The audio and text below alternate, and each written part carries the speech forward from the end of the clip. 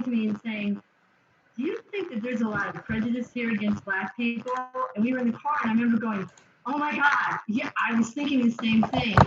And then 3-4 years later, when I ran for city council, what I heard from people of color was, don't be Black and be out at night. And that shocked me. And what I think that there is I think that there's a difference in policing among the police officers. There are amazing police officers, amazing, who are what you expect of a police officer. The person you trust, the person who will help you, the person who's kind and nice, right? The person who upholds the law and your rights. Among them, that's Sergeant Harris. And there are other officers. But then there are officers who I'm not quite sure why. I'm not sure if it's because of training, of what's going on in their lives internally, if maybe when they came upon me, the last call was a bad call, but where it was like, don't talk to me like that. Why are you acting like that? We're both human beings. And these were never cases where I was violating the law. These were cases where I called for help, either shots fired, which unfortunately I have to get an occasion to do where I live, or just something is going on in the neighborhood. So I think that there has to be some sort of, I don't know, sabbatical training, dialogue among the officers to express their frustrations, and then beyond that, how to deal with that, and then come back to the community.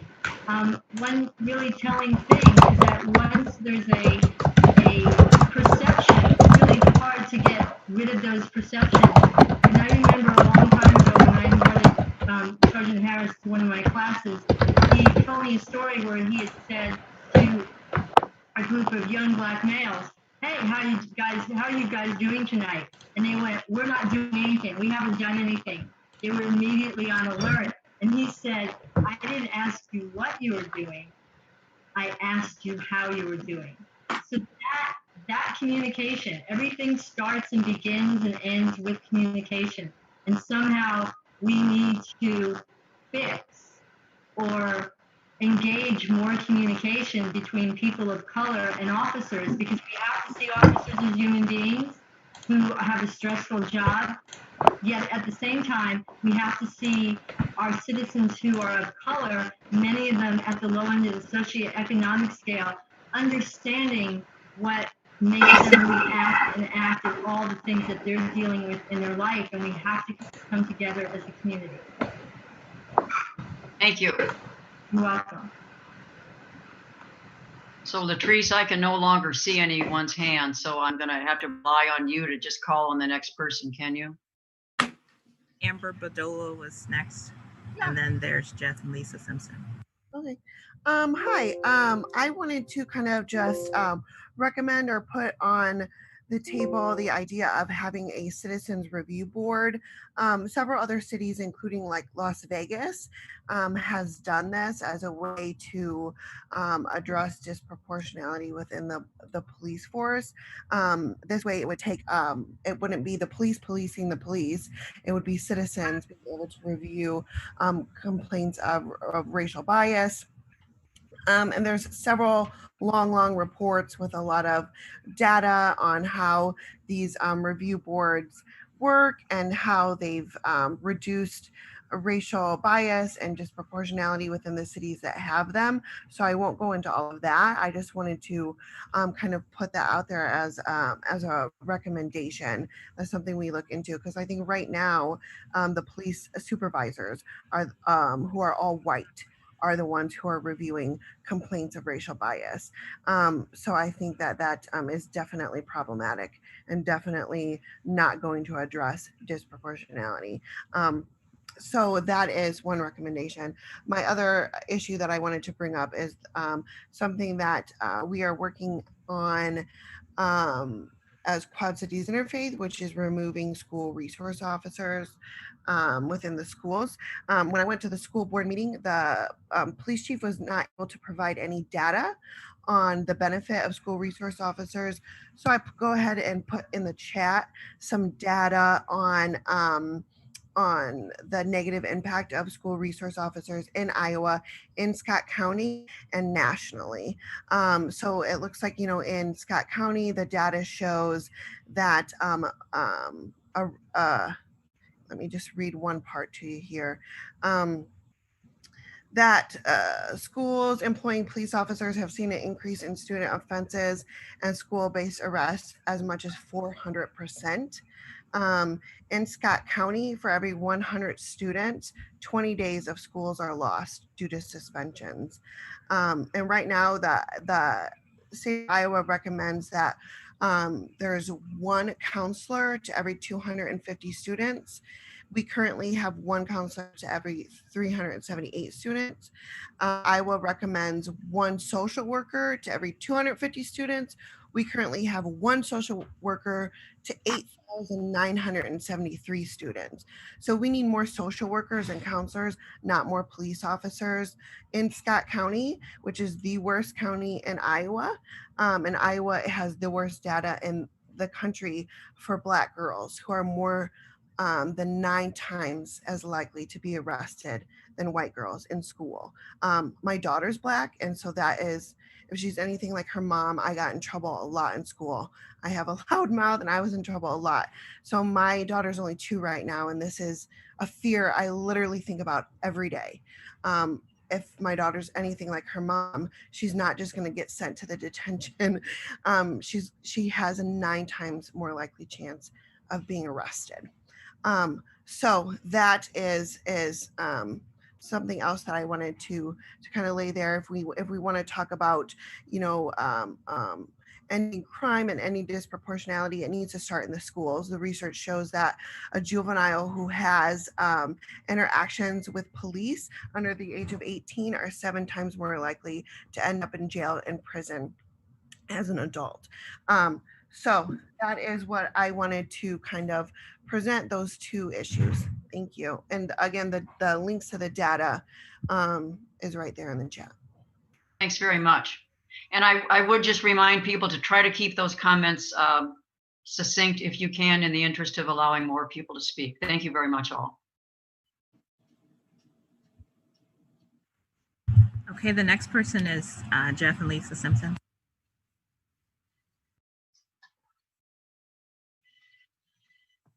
Hey everybody, I am here. I'm concerned about the way that investigations are done in Scott County. And a little background, I'm a seminary student in Chicago, and in 2018, I had the opportunity to work with the people who put together the Chicago Police Task Report for that city. One of the things that just stood out to me was that the investigations that are completed by local district attorneys, county attorneys, there seems to be a conflict of interest. And I noticed that some major cities throughout the country were taking that responsibility away from the DA. So last fall, during the city council elections, we had a forum, and I did some research about my own home county, Scott County, and Rock Island County, to see what our statistics were as related to police officer fatal shootings and how those investigations turned out. I took the data from 1969 to 2018, and I found a couple surprising things. And one of the good things was I didn't see a whole lot of racial bias as far as the shootings and the investigations that went together. The bad thing was I saw a huge discrepancy between Rock Island and Scott County as to the outcomes of those investigations. It seemed like many of the investigations in Scott County left a lot of suspicion surrounding the shootings. And the ones in Rock Island County, there were a couple that were suspicious, but those were prior to 2008. And I discovered in this research that Rock Island County had developed an integrity task force to do the investigation of police-related shootings. Scott County has not done that. I have the data, and I would like to send it forward to whomever would like to look at that, because it is clear and evident that there is a conflict of interest going on. I'm not saying that anything is, I don't want to point the finger or anything, but the impropriety is obvious to the public. And there would be a lot more security in removing those duties from the county attorneys, because we all know there's a relationship, a working relationship between district attorneys and local law enforcement. And I just, to the public, it looks like these victims and their families are not getting fair results. So the other thing I wanted to mention, to piggyback on the first speaker, I think it was Jordan, I'm not sure, but at any rate, I presented this data to the respective candidates and the incumbents for city council last October. And I was very disappointed in the incumbent response. It seemed like everybody thought everything was fine. I do know that Pat Peacock was very interested in my data, and one of the incumbents who did not get reelected was also interested. But so there is a problem sometime with reaching our leaders and convincing them that this stuff is going on. I just wanted to bring that forth today. And again, I will forward this data to anybody who would like to see the report that I came up with. Thanks. Thank you. And if you could either put that in the chat room or forward it to the Davenport Civil Rights Office, I will do that would be great. Thank you. Or do both.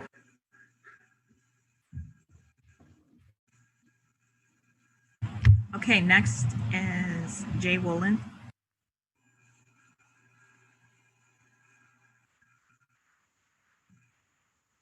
Hello, I'm Reverend Jay Woolen. I'm a former member of the DCAP Commission, Davenport Community Advisory Panel that studied racial profiling. And the last report I saw was 2016. And it had shown, although it had been improving over the years, it had shown obviously that there was racial profiling by the police. And then the city, for whatever reason, wanted to stop doing this study. But when I left, they had agreed that they would do one for 2017 and 18. I see some of my fellow commission members on here, or former. And I have not at least seen a public meeting. I can't find that online, what the results of that racial equity studies were subsequent to 2016. So I would hope we could get a little more transparency about that, and to continue the study, because I do believe what we do measure, we focus on. And so I would encourage the city to continue the racial profiling studies. Thank you. Thank you. Next is John Vance.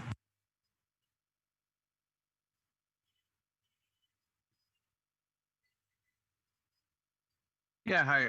I just wanted to follow up on what Amber Bardolo said about 6-8 weeks ago.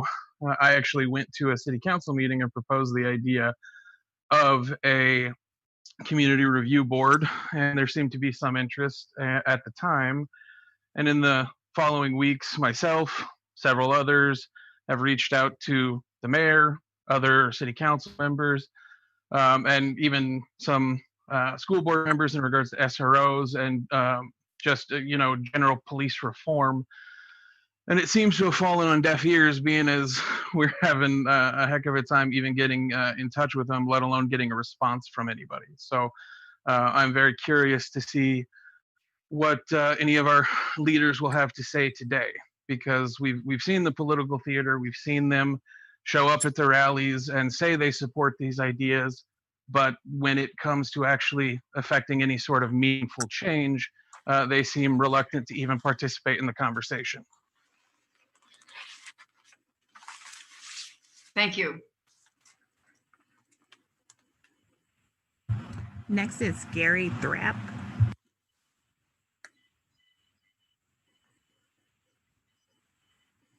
Okay. Hi, my name is Gary Thrapp. I own Beyond the Baseline in Davenport.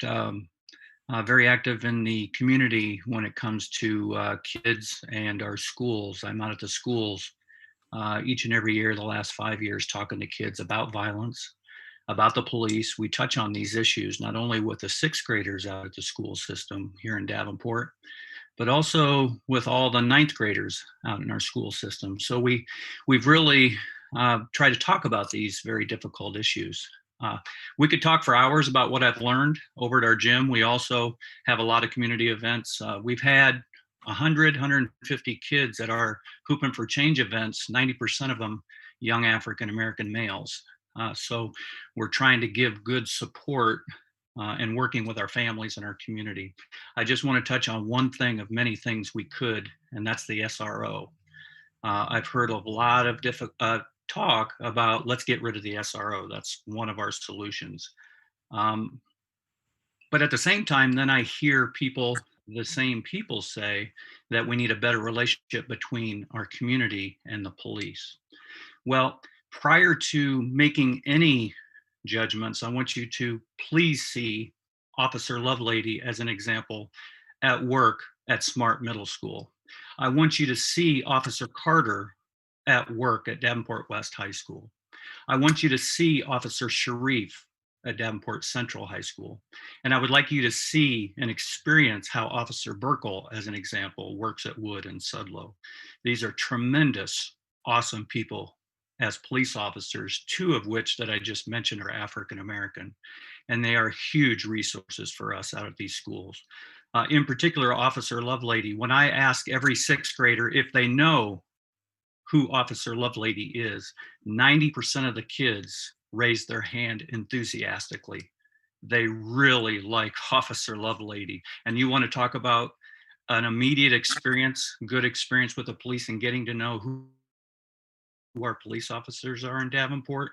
I'm telling you what, there's some great work happening at SMART with Officer Lovelady. So I see it day after day when I'm out at the schools. So be very careful. I just want you to maybe take a step back a little bit. Be very careful how you make decisions without seeing our wonderful people in action. They are doing great work. Now, does that mean we can't improve in a variety of different areas? Oh my heavens, let's go. However, let's be realistic and say, hey, if we truly believe we need our community and the police to come together and work together, well, why not highlight that where it's working real well? And that's the 4 officers that I mentioned. So again, we could talk for hours. I've been out there real hard. I was just out at 14th Brown and 14th Street 2 days ago after a shooting. Went out there with a friend of mine, African American. We started picking up trash and meeting people just to try to bring some positive energy to that area for those families that might be struggling after a local shooting. So I appreciate the time. I get a little windy, but I want you to know, in my world, we live in a predominantly great community. Can we improve? Oh yes, we can improve. There's no doubt about it. We have a lot of families and kids struggling in our community that need help in each and every way. So how do we do that? We work together and we help bring bring some positive force and some action with them and help them out of their situations. Thank you so much for allowing me to talk. Thank you.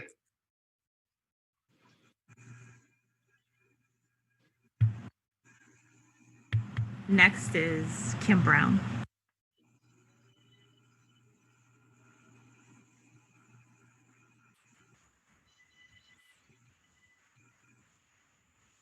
Am I unmuted? Can you hear me? Yes.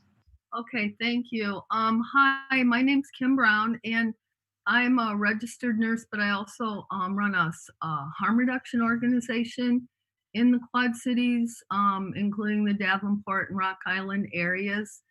And I would like to bring up a couple issues that I find particularly alarming. First, I'm not going to cite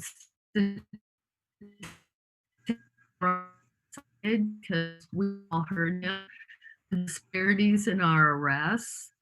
But one of our big pushes with our organization is getting naloxone out into the community so that people can be saved from drug overdose death.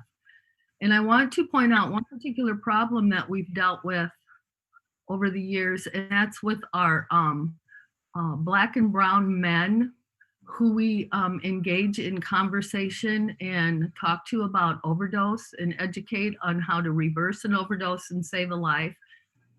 Very willing to take a Narcan kit and carry it and use it.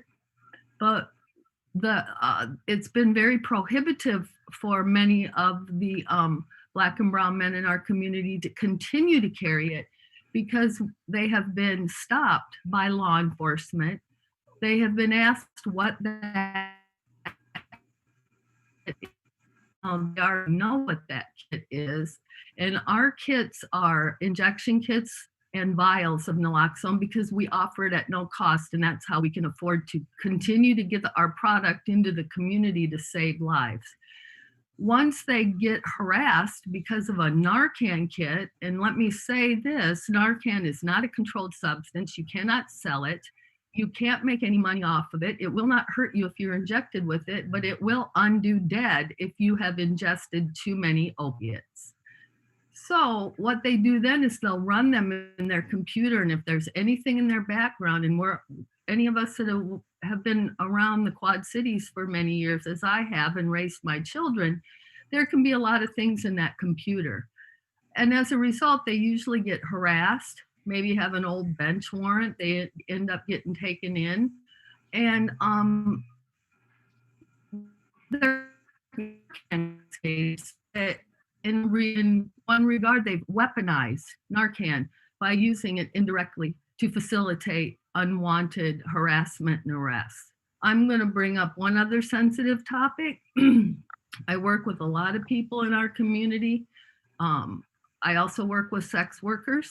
I know it's a sensitive topic, but I can also assure you that when they're trying to protect themselves from infectious diseases by carrying condoms, if they have had more than 3 condoms on their person at times, those have also been confiscated by law enforcement.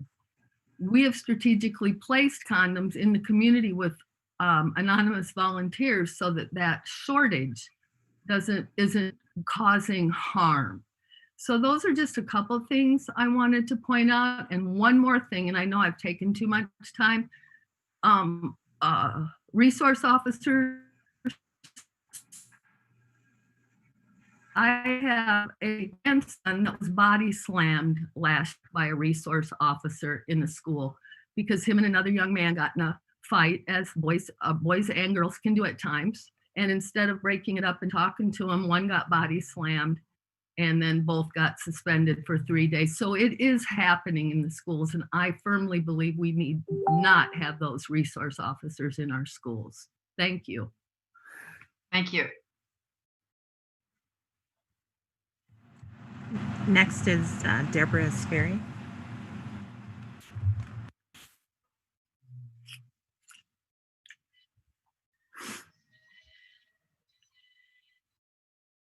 Hi, can you hear me? Yes. Okay.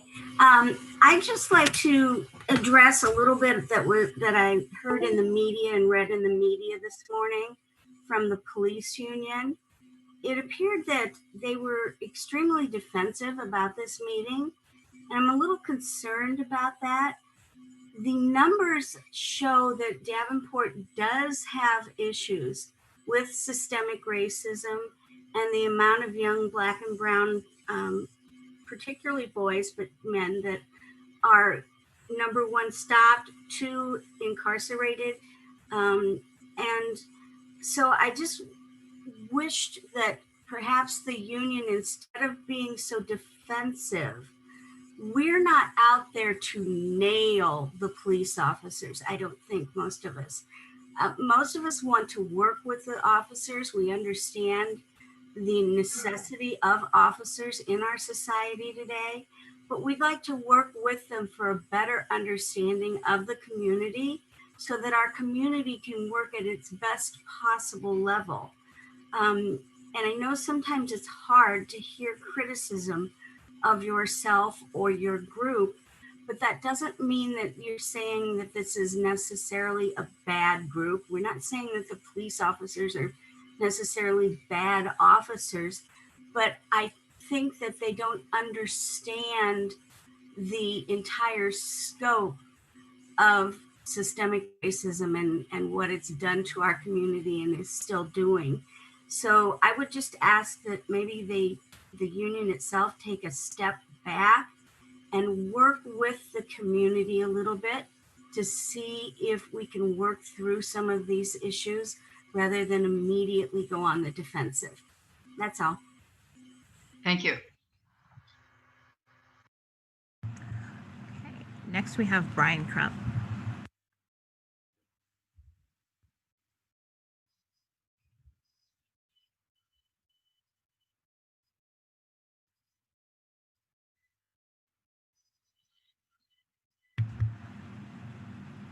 Brian, maybe if you message in the chat box, I'm going to go on to the next person, but I don't see an option to unmute you. I'm not sure if you're connected by audio or not. So the next person is Joni Demmer.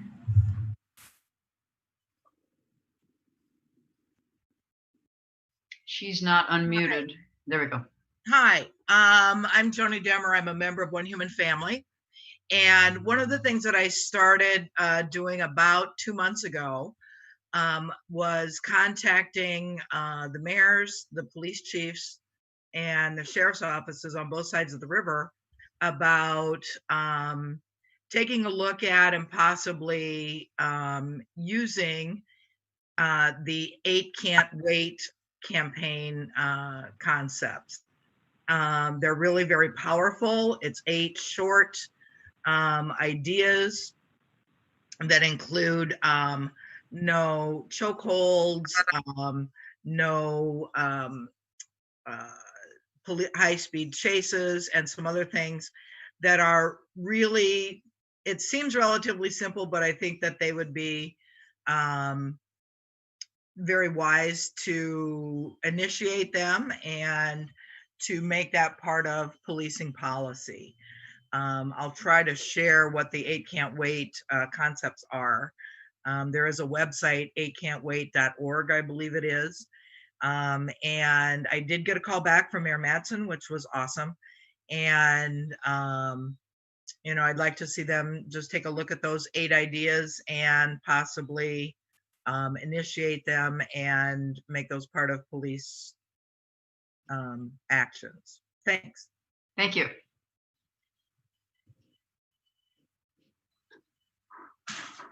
Sir Dale, can you hear me? This is Mayor Matson. Yes. Okay, so we have about 20 folks in, or 20-some folks at council. A couple of them would like to make comments. If that's okay, we'll send one at a time, and then we'll just keep going until. Raise your hand who wants to comment. It looks like 1, 2, 3, 4, 5, 6 people would like to comment. If that's okay. We'll just need to keep it very short. Each person will have to be very quick. Okay, we're getting short on our time. Person. So the next person be standing ready to go. Roger that. Arthur Anderson, lifetime resident of the city of Davenport. I sent out an email with a FOIA request last night to the chair of the commission. I'd like to know, under the Iowa Civil Rights Act, Iowa Code Chapter 216, what legal jurisdiction you hold over the city of Davenport, which is an accredited department since 2006, the biggest one in the state of Iowa, and the only one in the Quad Cities. Do you have a written formal complaint against the police department, or did a majority of the commission members vote to hold these hearing sessions? And where were they held? This is the first I've heard of it. Were they equally, equitably in all 8 wards of the city? What are the dates, times, places? How many people attended? This looks like it's awful biased and prejudicial against the police department. And I think you're doing a disservice to people who protect and serve. Thank you. Thank you. Hello, everyone. My name is Lucina Hodges. I will be the first to admit that I've made some bad choices in my life. Grew up in a bad home, didn't know doing drugs was wrong. But the police didn't know that. I've had some bad experiences, starting with November 17th of 2018. I was arrested. Never told why I was arrested, but I was arrested and I was threatened. And then inside the jail, there was a 6-foot cop who put his elbow in my neck, and I have a metal plate and screws in my neck. And I screamed and I continued telling the police stop. He did not stop until he was ready. So it does happen. It does happen. Systemic racism is something that a lot of people are scared to talk about, but it's set up to make us fail. Us brown people, it's set up to make us fail. And I was always hopeful, though, that I would just make something in my life. They told me if I went back to school, so I went back. I dropped out of school in 7th grade, but I went back and I got these degrees and I did all this training, but I still, when they go and I get pulled over and arrested, they go back and look at stuff that I did 20 years ago. That's unfair to me. You know, if you told me to change it, I changed my life. Why are you still harassing me? I don't understand. But the Bible says, behold, all things come new. If he forgives me, why can't society? Why can't the police? Why can't the judge? I mean, the way, to me, in my experience, being oppressed all my life, this started when I was 12. So the way the system always worked was that the judge worked together, the public defender worked together. Nobody's going to say this, but I am. The police, all of them work together to make money and to keep us down. And it's unfair because some of us really do change our lives and we deserve a chance. So with that, the oppression, I think that the communication and the way that the system is set up really needs to be changed. I think they need to communicate with us better, give us a chance. Don't look at our skin color because it's just unfair. You know, it's just unfair. There's a lot more that I really want to say, you know, but I don't have a lot of time. But I think that all really needs to be looked into and changed and reformed. Not just, and all cops are not bad. I some of the greatest cops I've met and protected me, and I love them to death. But then you got those really bad ones that don't need to be there, and they need to be investigated. I don't understand why they're still there, especially if they have reports, incidents. You know, I don't understand why they're still even a cop. So I just think that basically the system needs to be reformed as a whole. Where there's oppression, it needs to be fixed because we're gonna keep dying. We're never gonna have hope. But me, I'll always have hope. As bad as I've been treated, I still never give up hope. So I thank God for this day to be able to come and speak about this because I didn't think I was gonna live to say it. So I thank you for your time. Thank you. Hello, everyone. My name is Henry Hodges Jr. I'm also a lifetime resident of Davenport, Iowa. Being that the meeting is on police reform, I could really come with a couple suggestions and maybe a couple options. I have been out at the protest. I actually invited Sikorski to the Vanderbilt protest. In the police reform, I think that we need officers that are not police. We need officers that don't believe because they are the police, they are above the law. We don't need an officer that doesn't want to use his turn signal when we should clearly use turn signals. That's texting and driving, that's talking on his phone because he is the law. We need them to lead by example. We need officers that understand the problems that come along with the Black community.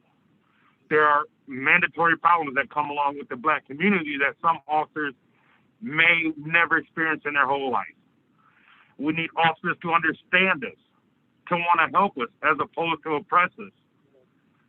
What we need, I remember when I was a kid, there was this guy named Abraham Clinton. And, you know, he had a mental issue, but he was a sweet guy. And he had moments where he had a mental breakdown. And he was approached by some cops that couldn't understand his mental capacity. And it led to his death. And that's because we don't have officers that want to know our problems or want to fix our problems. They want to control our problems. If we can get the officers to come in, they don't have to be a psych major or anything like that, but if they come in with the open view to the situation or maybe to the area or to the individual, then we can start to say we're going to reform the police department. But we cannot, and I repeat, we cannot have not one single officer think he's above the law because he is the law. The law is to be upheld. We pay the salaries for these people to help us. I'm not here to defund the police. Let's deflect some of the money from the police department and get officers better training and mental awareness and backgrounds. That's what I would like to say. Thank you. Thank you. Just a couple more very brief comments, please. We're past our time. Thanks. You know, we have 2 more. Okay, thanks. We have 3 more. Quick, please. My name is Frank Holly. My name is Frank Holly, and the first thing I want to say is there's been a lot of conversations today, and until we got to this point, nobody was told to rush through their comments. So I take offense to that. First of all, sir, I'm very sorry. Please say all you want to say. Thank you. I appreciate that. That's part of the problem, is that we're marginalized and minimalized quite often, and our issues are pushed to the back burner. So we need to have, a table, a forum for addressing these things. June 4th in the park was just talk. The words were good, but where's the action that goes beyond that dog and pony show? You show up in the park and you do some things and you get your picture on TV and you go through the motion. There's a lot of no action in that event. Racial discrimination studies were conducted 5 or 6 years ago. What happened with that? The findings indicated that there were some issues, but as usual, there was a blaze and immediate fire going up, but the racial discrimination fire is still going on. There was nothing that came out of all that, so we're still talking. We need to stop talking. Receiving hate mail two days ago at my house. I was told when I called to the police department that it was noted. It was noted, and it was minimalized until I insisted that an incident report be generated. I can't receive hate mail and feel threatened at home, my family, and myself, and the police just say, oh, yeah, we'll just make a note of it. There needs to be more action taken when these events take place. Urgency of action. John Lewis spoke 50-some years ago about urgency of action. We need it, and we need it now. And 50 years later, we're still having the same conversation. This conversation is just stuff. There's nothing being said here today that hasn't already been said many times. We're still saying the same stuff. We're still talking and talking and talking. No action. And then there's a need to have people at the table who understand our needs. Different people have different priorities. I understand that. White people have different priorities than black people. So we need some black police officers that can relate to black people. As the brother before me just said, if you have an understanding of the people you're dealing with, you can deal with them a little better. Then Davenport, we brought a resolution recommendation to the Davenport Council and for a resolution on hate crime. That was minimalized and marginalized, and there was a resolution instead of an ordinance. We have to address these things at the high level and stop pushing them on the back burner. Last point is reactive versus proactive. One of the earlier speakers, Mr. Thrapp from Beyond the Baseline, he said he went and picked up trash after the shooting. My question to him is, how many times have you picked up trash since the incident? And how many times did you pick up trash out there before the incident and try to create some kind of relationship and start addressing these things before they happen? We can't wait till stuff happens. We have to be more reactive. We have to be empathetic versus sympathetic. And that's not what we need right now. We need more action right now. And thank you for giving me the opportunity to finish my statement. Thank you. I don't know if you can hear me, but first of all, my name is Juan Shelton. I own several businesses in Rock Island. And what I want to talk about is I tried to, my son was beaten by the police, Davenport police. And I tried to talk to, try to get in touch with the mayor, try to get in touch with the Civil Rights Commission. I got a closed door. Couldn't talk to anybody. So, I mean, how do you get to talk to the people about a problem before you present more problems? You know, I could have put it on Facebook. I could have done several things. He was 9 policemen. My son weighs 150 pounds. 9 policemen put him on the ground and hit him with, choked him out, did everything to him.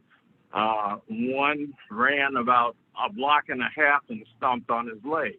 I mean, we talk about ridiculous actions. That's ridiculous to me. It doesn't take 9 policemen, it was actually more than that, to subdue a 150-pound guy. He had his hands up in the air. I have it all here. Everything went to court, and then they found that one of the policemen was wrong with what he did, and then they overturned it. What do you do? You know, I mean, you can't go to the police for help. You're afraid to go to them for help. So, I mean, and you try to open the doors to talk to somebody, and you can't talk to anybody. I mean, I need a solution for this, because I can't let this rest with what happened to my son. You can look it up in the files. That's why I have this shirt on. Things like this just can't keep happening. When we're conditioned as kids to listen to police, do what you're supposed to do, but what everybody here, most of the people here were conditioned as everything black is bad. When you turn on the TV, when I was a child, oh, that's a black guy, okay, he's dangerous. Or you got to cross the street. We can't keep ignoring that this is happening, and it's happening with the police too. They're like, okay, that black guy, we got to watch him. We got to do this, we got to do that. Regardless, that doesn't have anything to do with what happened to my son, but it doesn't take over 9 policemen to subdue a guy. And I would like to talk to the mayor, Civil Rights Commission, something has to happen about what happened to my son. That policeman is still on the force as far as I know, and there's other ones still on the force. What do we do about this? That's all I have to say, and thank you for listening to me. And I'm sorry. I do have a background in criminal justice. So I worked at the Scott County Jail. I worked in Cleveland law enforcement, and I worked at the Whitmire trying to help with youth and different things like that. So I know the law. Thank you. Thank you.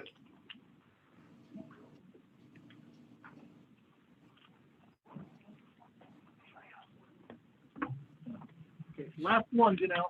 Thank you. First of all, I want to praise the Davenport City government who placed no barriers to diminish peaceful protests, even participating in those protests, showing solidarity with those wanting to bring injustices to public awareness. Excuse me.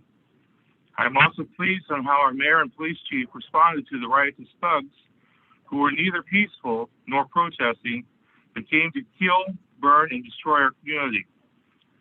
That said, we must all agree that despite our police efforts, Davenport has a gun and violence problem. With shootings occurring all over the city, there are no longer any safe neighborhoods. I have personally had a shooting across the street from my house, waking up another morning to hear of a man found shot dead and left on the side of the road just blocks from my house. Instead of defunding the police department, our city would be far safer by hiring a few additional officers. Are the police perfect? No. Are mistakes made? Of course. Do we have some people that should probably not be in law enforcement? Probably. But we have bad apples who are teachers or politicians or work in our stores. If you discover a bad policeman, retrain them or fire them. You must hold them accountable. If you want to improve law enforcement, give them more training, better equipment, more officers. I think our police are honest, professional, and do a good job risking their lives daily to keep us safe. Do not think that we will somehow be safer by removing funds from our police department, by following the bad examples of Seattle, Minneapolis, or Portland. We are better than that. Thank you. And I'm sorry, sir, what was your name? My name is Chester Schaefer. Thank you. We have one more, Janelle, then we're good. Thank you. My apologies. There was something else I wanted to say, but like he said, we were pressed for time. Just to touch on domestic violence issues. I just experienced that last year. That's actually what I went to school for. The police are not empathetic towards women in that situation. I continued to call the police last year because my husband, my actual husband, was raping me. But they ignored it. They ignored it, and the third time they came, so when I defended myself, I was arrested. That was so crazy to me. Like, I called the police and I got arrested because he was raping me, and I was trying to tell them that they wouldn't listen to me. Okay, so that's another issue that really, really needs to be addressed, because it's not the first time it happened. It happened in Muscatine. I also filed a complaint twice with the police, against the police department with internal affairs, and just like the young man that was speaking earlier, I went to the mayor. I called the mayor's office. I called abundance. I even called the FBI. I called civil rights. I called legal aid. Nobody can help me. We need more resources to help us, because we don't have money. Then you just kind of go downhill. You know what I mean? So a lot of us, 8 times out of 10, we ain't gonna have the money for an expensive lawyer. So we need more resources to help us when things like this happen. That's all. Thank you. Janelle, we're good here. Okay, thank you. Latrice, can you tell how many people we have wanting to speak now here? There are 6 more people. Can you give one more now? Real short, okay, I'm sorry. I waited so long. I don't like to speak like this up here. But what I wanted to say is, for one thing, I've worked with Kim Brown in the harm reduction program, and I know exactly what she means about when we try to give up in the naloxone to people of color to, right away they say, oh, there's no way I'm going to keep needles on me. The police, I'll get thrown in jail. They get me with these needles on me. But another thing is that statement that was made, I saw it yesterday morning when they announced this meeting, and I don't know if it was the police chief who made the statement about, the police were intelligent. I can't even remember the whole statement. It sounded to me like he felt that they needed no improvements, which everyone needs. Everything needs to be improved, actually. And it just sounded to me like he felt like, they were perfect. There was no improvements needed. So I was just kind of confused by his statement. So that's all I have to say. Thank you. Thank you. What's your name, ma'am? We're good here. I didn't catch the name of the last 2 who spoke.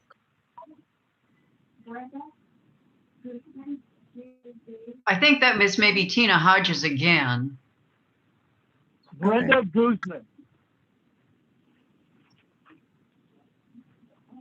Mayor Matson, who was the last person who spoke? The very last was Brenda Guzman. And was it Tina Hodges before that? Yes. Thank you. Thank you. And we're good here. We're all continuing to listen. Thank you. Okay, the next person is Andrew Dufrese. I'm just gonna ask, we are at about an hour, and we had allotted a half hour. Are commission members okay with hearing these last, what I assume are 6 people? It's fine. Can people kind of say? Yes. Yes, that's okay. Okay. Thanks, Latrice. The first is Andrew Dufrese. Hi, yes, thank you. I just want to say that there's a lot of discussion of police reform policies, such as implicit bias training, a rigid and clear officer discipline matrix for holding officers accountable when they violate their duties on the force, and so on. I just want to say right now that these reforms, while good on paper and are requirements for the workers of any organization or company, they've been scrutinized by research by scholars and have found there's been no significant effect on officer-involved shootings or use of force incidents. Furthermore, these policies are fought tooth and nail by police unions across the nation.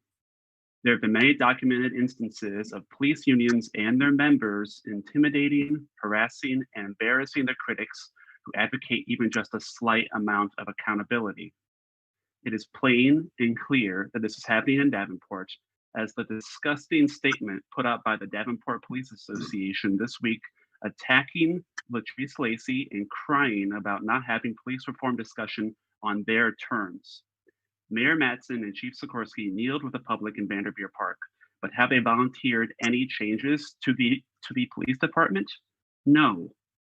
We cannot let the police police themselves. They are out of control and only want total impunity to carry out their duties, and will continue to use lethal force against Black and brown people until they are held accountable.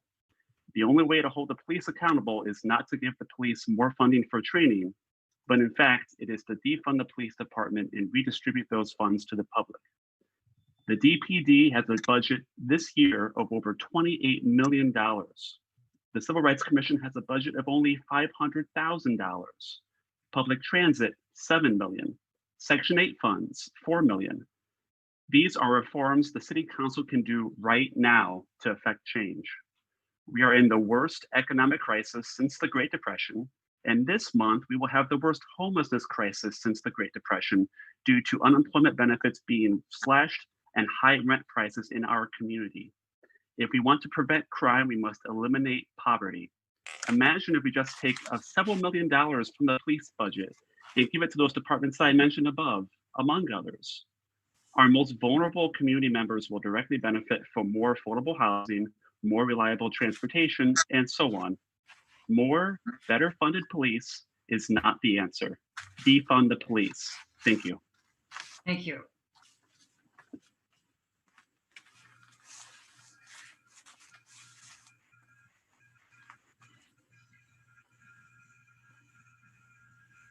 Dan Foley is next, or Daniel Foley. Hi, I'm Dan Foley. I live in Davenport, and I wanted to add to a couple things that have already been said.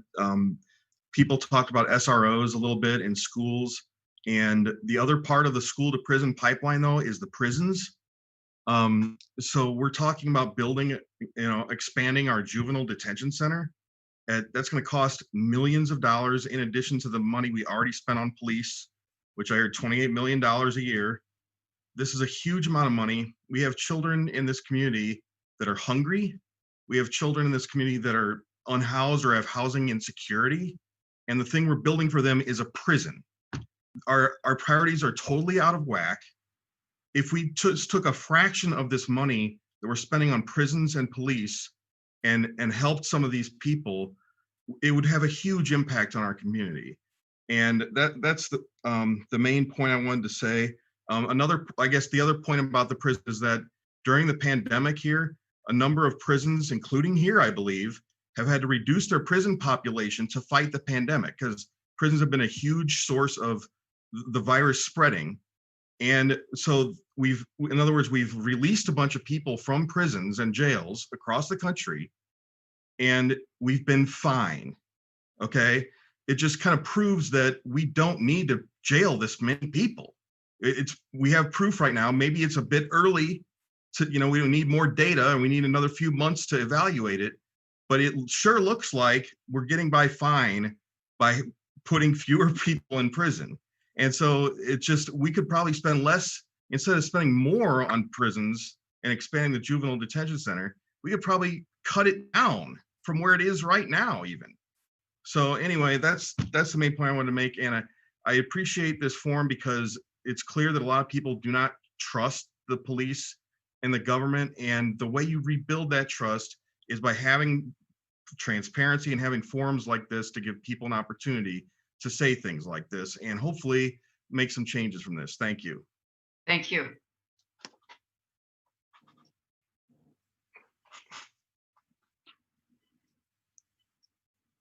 Next speaker is Brad.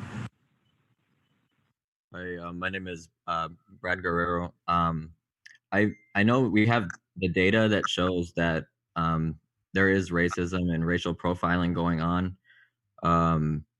I think Jay Wolin went over it. We know they're profiling. So, and based on attack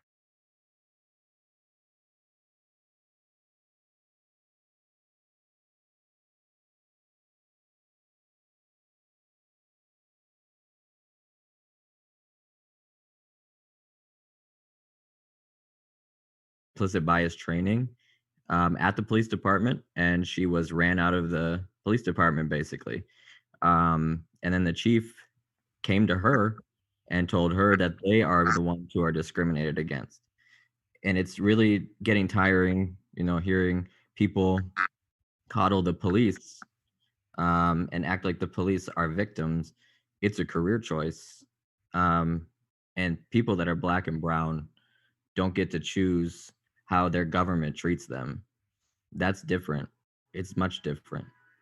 We know that Davenport has a hugely white police force. We know that they don't want to hear about systemic racism.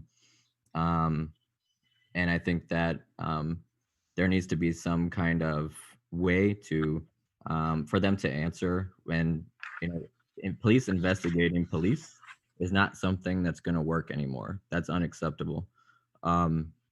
People of color in Davenport can't live under this system anymore. It's not tenable. And that's all I have to say. Thank you.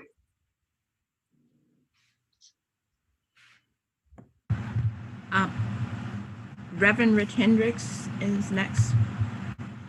Do you want to speak? I see you sent a message that said you wanted to lower your hand.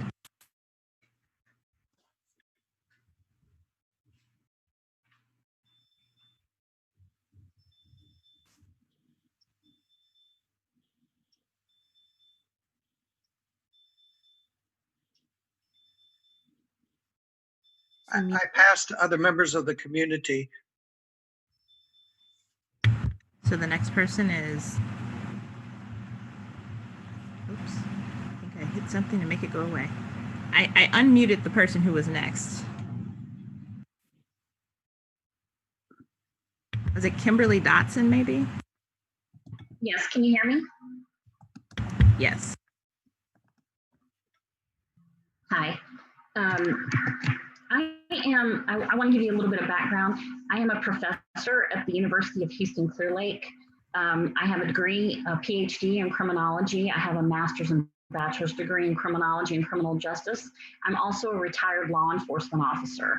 And I work for the Greene County Sheriff's Department in Greenville, Tennessee, and I also work for the United States Marshal Service. So I have an extensive academic background and practice background, and I was a resident of Davenport, Iowa for about 8 years.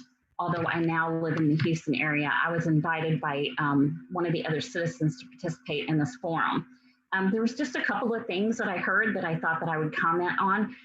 First of all, we do know that even though school resource officers may be well-intentioned, that arrest rates do go up when school resource officers are in the schools because of zero tolerance policies.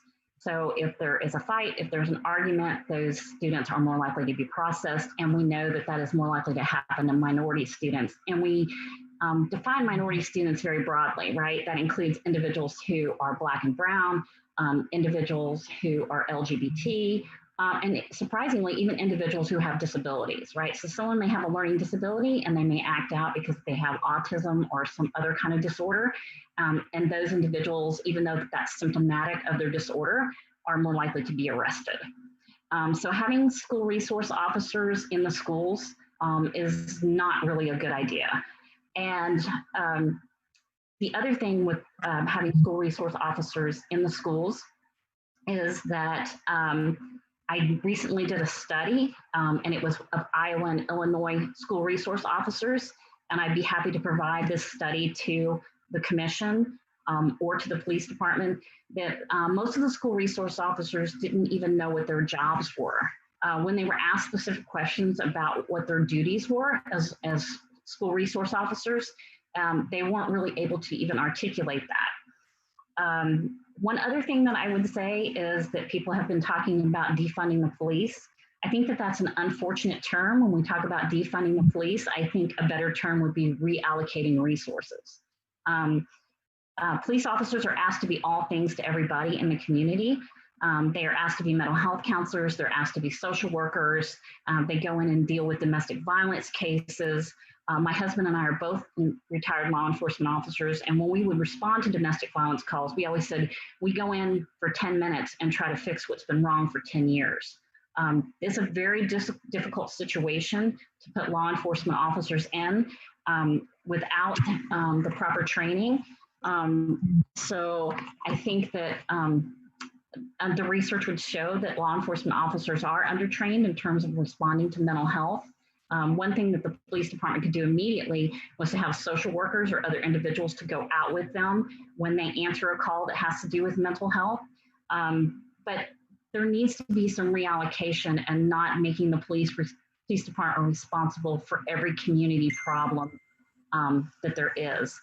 And then my final comment would be is that someone said something about diversifying the police department. Research actually shows, and there's dozens of studies to show this, that even officers of color are more likely to pick blue than black or pick blue than brown. So even law enforcement officers who are diverse, who are black and brown, are also more likely to be involved in use of force incidents against citizens. So thinking that you're going to diversify the police department and that alone is going to change the dynamic of police departments in the United States is false. I will leave my comments at that, and I appreciate the commission and the other citizens hearing what I had to say. Thank you. Thank you. There's one more person, Darius. Thanks.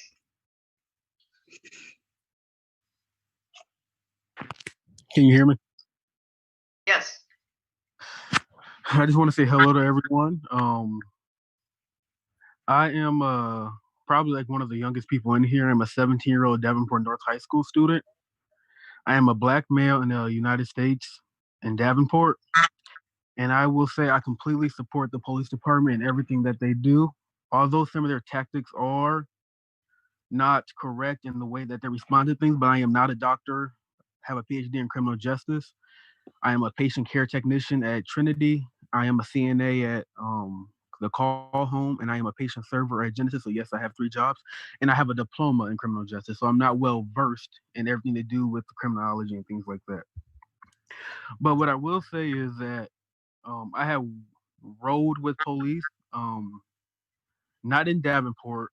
I kind of have a fear of going with the police in Davenport, not because of the police directly, but because of the community response to me going with the police.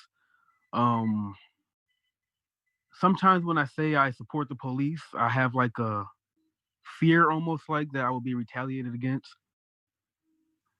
But I'm gonna keep it short because I know we're about to run out of time, but I don't think we should defund the police. I don't think that will solve anything. Sending social workers out with the police, from what I've seen, to domestic violence situations, they can get very dangerous.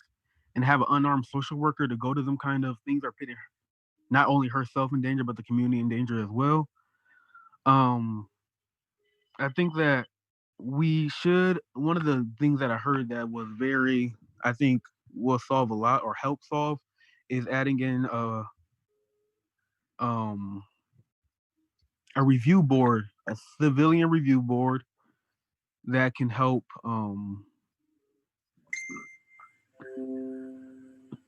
disperse the authority of the police, to hold police accountable for things like that.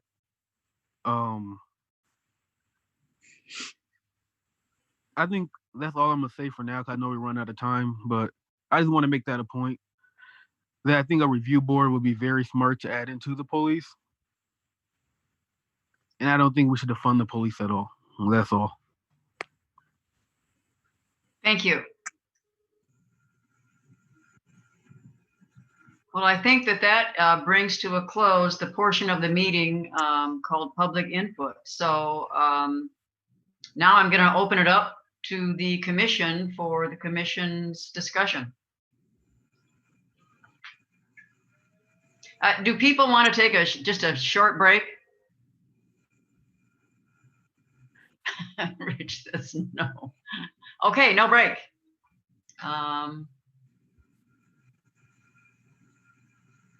Well, up on the screen now, you see some of the policing reforms that has been, talked about in other parts of the state. This is certainly not meant, I don't think, to be a list that we would necessarily adhere to or use, but I think it is to give people some idea. It's just a list of what's been done in other parts of the state. So I certainly open it up for the discussion that we want to have. And again, if you want to be recognized, go to the participants area, raise your hand, and Latrice will unmute you and announce you, if you would, Latrice. Thanks.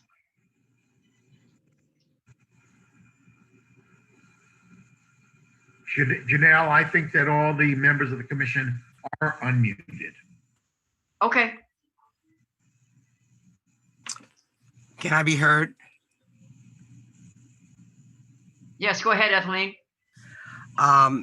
You know, a while back, Director Lacey asked us why we wanted to be a part of the Civil Rights Commission. And at the time, I was just so new to things. I didn't have an answer that I've held with. I change it from week to week. But right now it involves leadership and a voice and hands offering protection against discrimination in employment practices, protected rights, and bringing life to and embodying the statutes and ordinances that I've been reading back from years. With that in mind, I was surprised and disheartened a little yesterday with the Quad City Times article about the Union of Professional Police responding to the Davenport Civil Rights Commission. But I've been uplifted by the discussion and the comments that that we've heard this morning, and I feel encouraged to to go on and do what I can do for the protected classes and for civil rights. Good. Thank you, Ethelene. Janelle, this is Mike Guster. I'd like to have an opportunity to speak, please. Go ahead, Mike. Hey, first of all, I want to thank all the people that have spoken up to this point, and I think we've had a great discussion, and everyone is entitled to be heard and their opinion stated out here and stuff. So, secondly, I want to personally thank Director Lacey and Rabbi Kopp for all that they do, and I just want to really commend them for doing, in particular, Director Lacey for doing what we asked her to do, directed her to do in terms of bringing this public forum together. And I can tell you, as a Black member of this commission, I'm appalled and troubled by the personal attack that was leveled against Director Lacey and Rabbi Cobb concerning this public hearing today. Now, I can tell you that I got to really sit back and consider what happens to other individuals, or in this case, people of color, when they are stopped or approached in the community by police officers. So, you know, when we ask for things and try to get ahead of the curve to try to solve problems before they become problems, or rather before they become problems, you know, we are criticized. If we do nothing, we are criticized. So I can tell you that we here on this commission must always forge forward in terms of trying to make sure that every citizen in this community is afforded the opportunity of equality and economic perspective to achieve work and to be served and protected by this police department. And so I consider the conduct that was leveled against these two individuals on this commission as unprofessional, unwarranted, and a very clear distraction of the work this commission is trying to do. So I want to thank everybody that spoke out today, and I want to encourage the mayor and our police chief for us to continue a conversation of action where we can solve problems that affect this community because we don't need to see a George Floyd moment in Davenport. We need to rise above this fracas of this here distraction that we see in the media to make Davenport a place where we all can live and feel safe in this community. Thank you. Thanks, Mike. And I would bring to everyone's attention, Mayor Matson, and I think Chief Sikorski did extend to the commission an invitation for at least one of us to sit on the DCAP group. And so, you know, I think Mike has indicated he might be interested in doing that. If other people are interested, we should discuss that as well. So you know, that is going to be a continuation of this discussion as well.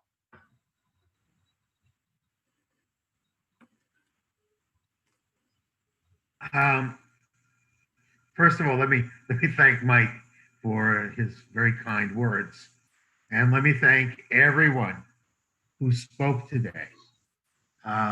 We really have no intention of creating division in our community, but rather our goal is to help to make our community a more welcoming and inclusive community where all its citizens, all its residents are respected and treated with dignity. And sometimes, as we even heard today, that doesn't happen.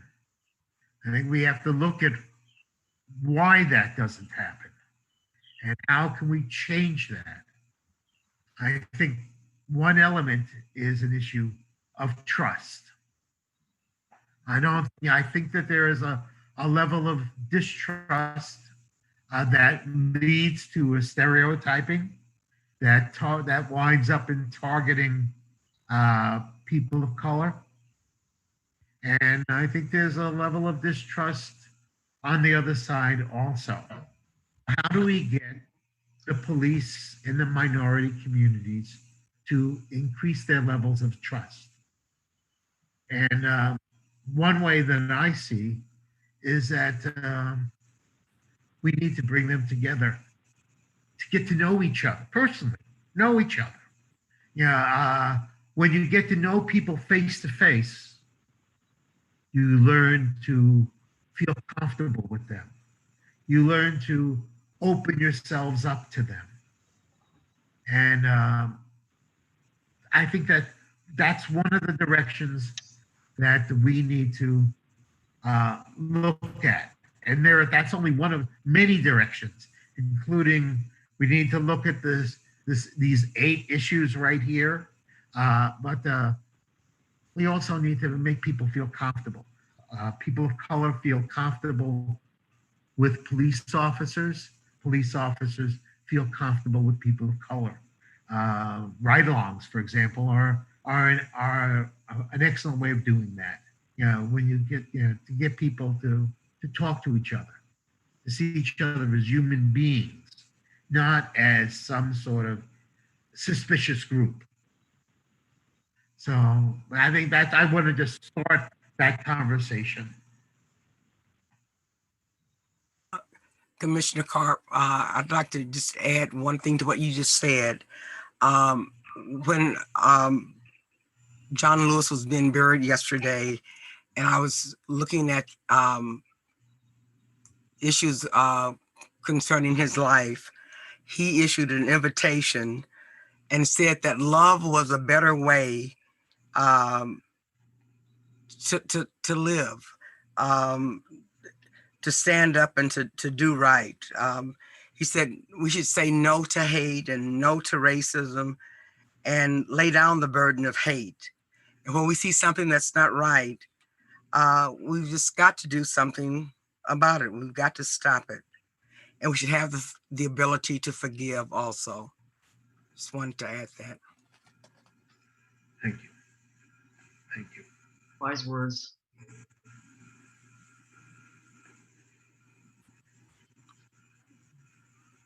Anybody else?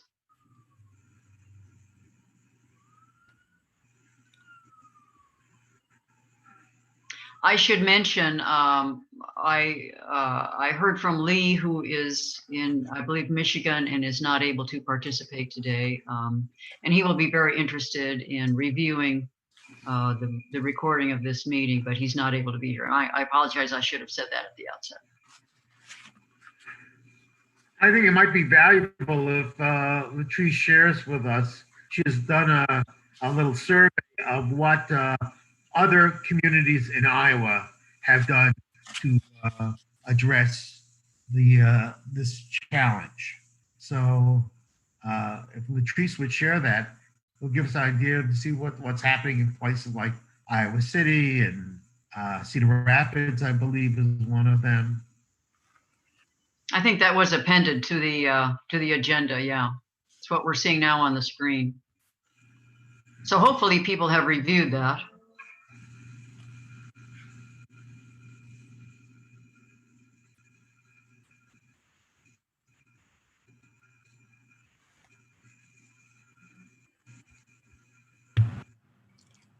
Do you want me to read what the report says on that, or are we?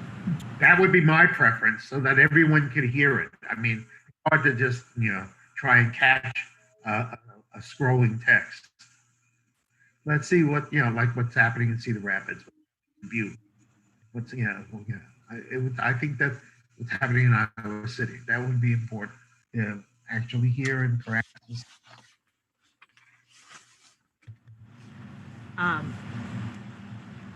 So this document was shared in the comments as well. For anybody who wants to have a copy for later, it's also available online. So the city of Cedar Rapids, the city council moved forward on 4 of the 7 items that were requested by the Cedar Rapids Advocates for Social Justice. They had 7 requests that the Civil Rights Commission supported. Those were to form an independent citizens review board, make significant investments in diversity, equity and inclusion, ban chokeholds, knee and neck maneuvers, and strengthen use of force standards. Decriminalize minor marijuana crimes and other low-level offenses, impose strict body camera provisions, make negotiations between law enforcement and municipal representatives public, abolish qualified immunity. In Dubuque, they were developing a citizens review board in collaboration with the NAACP, or strengthening one that had enforcement authority. Sioux City Council was considering the purchase of body cameras. They, up until this point, I don't believe they've had body cameras, and there has been a lot of pushback to obtaining body cameras. So that was a big initiative there. The city of West Des Moines, the mayor signed the mayor's pledge. That pledge would have them review their use of force policies, engage communities by including a diverse range of input, experiences, and stories in their review, report the findings of this report to the community and seek feedback, reform the community's police use of force policies. So their first step was signing the pledge and then creating a community member task force of 8 people. So they're going to review those policies and then provide a presentation of their findings. And they're currently meeting weekly for 2 to 3 hours at a time with the goal of late August to present findings. And hopefully with those findings, they'll be able to reform the use of force policies. And they're also in the research phase of developing a community review board for the police. Des Moines passed an ordinance that prohibits racial bias in traffic stops and other police actions. It banned pretextual stops based on race and requires training on implicit bias and de-escalation techniques. It passed a resolution expressing its support of the decriminalization of marijuana and establishing a task force to minimize the enforcement or possession of marijuana for personal use. Iowa City strengthened their existing independent review board, and then they passed a 17-point resolution addressing disparities. The points addressed by the resolution were, by December 15th, they would have a preliminary plan to restructure the Iowa City Police Department towards community policing. They would allocate $1 million in city funds to promote racial equity and social justice. They were expanding efforts to increase the number of minorities employed by the city. Receive a report by August 1st from the city manager's office on the Iowa City Police Department's involvement in the use of gas and flashbang devices during the protest in Iowa City on June 3rd. Create an ad hoc Truth and Reconciliation Commission to carry out restorative justice on racial injustice in the city by October 1st. Change the 2021 City Council's legislative priorities to advocate for more criminal justice reform and enhance the authority of the Community Review Board. Expand the use of the city's racial equity toolkit to city council and local business partners. By January 1st, 2021, they would receive a report and recommendations on changes to the Community Review Board. Provide a detailed expenditure summary of the police budget on the city's website. Support divestment of the Johnson County Sheriff's Office MRAP vehicle and obtain a report on military grade equipment owned by the Iowa City Police Department. They would direct the city manager to ban the use of strokeholds by police. Direct the city manager to ensure officers working in Iowa City have not committed serious misconduct. Review and revise the Iowa City Police Department's body-worn cameras and in-car recorder systems. Revise Iowa City Police Department's general orders to require officers to intervene and stop excessive force, and work with the Public Art Advisory Committee and Black artists to provide opportunities for artistic expression by the Black Lives Matter movement and communities of color. Prohibit the use of tear gas, rubber bullets, and flashbangs against peaceful protesters. And beginning in 2021, Juneteenth, which is June 19th, shall be a city holiday. The city of Urbandale is expediting the purchase of additional police body cameras. There's a misspelling there. To cover its investigative division, the city already has body cameras for its patrol division.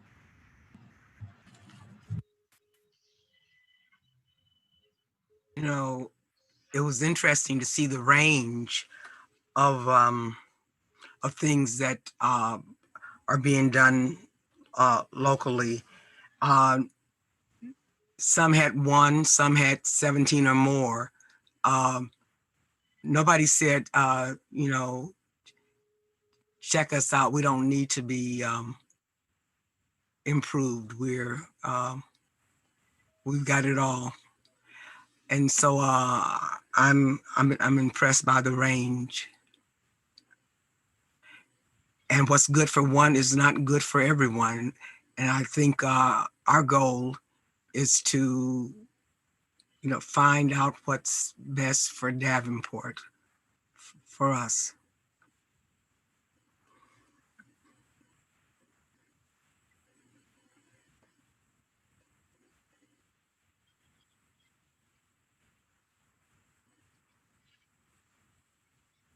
Anybody else? Hey, Janelle, I see over in the chat room, I think the mayor wants to say something. So I'm not sure if you're looking at that or not. I did see that. Thanks, Mike. Do people feel that now's a good time to hear from the mayor? It's always a good time to hear from the mayor. Yeah, I agree. So Latrice, if you can make that happen, we'd appreciate that. And my neighbor is mowing, so I'm going to try. So do you have me? Yes. Yeah, we hear you.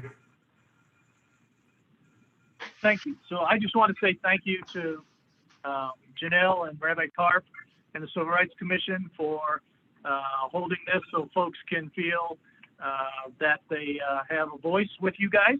I want to say thanks to the City Council for allowing here at Chambers to another avenue for you guys to have folks that have another venue to talk and voice their concerns with you, because it's important. I just want to give a few points of updates or feedback that we've heard also. You know, the police chief recently, a few weeks ago, briefed the City Council on some of the things that go on here in Davenport, and many of the 8 issues that are talked about, we have taken seriously and either are or continuing to improve those policies and how we do that.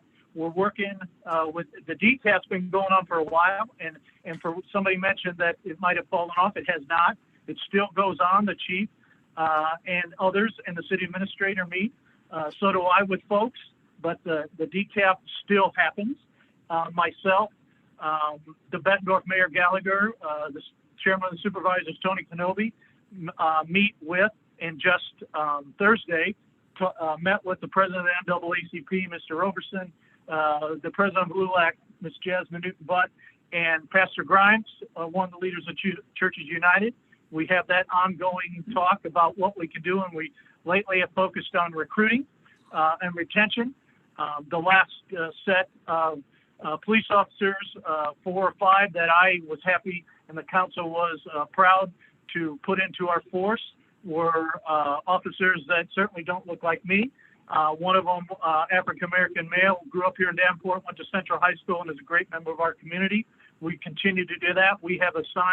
I have assigned and worked with our HR department to have what we call an enhanced communication strategy and focus to recruit minority police officers.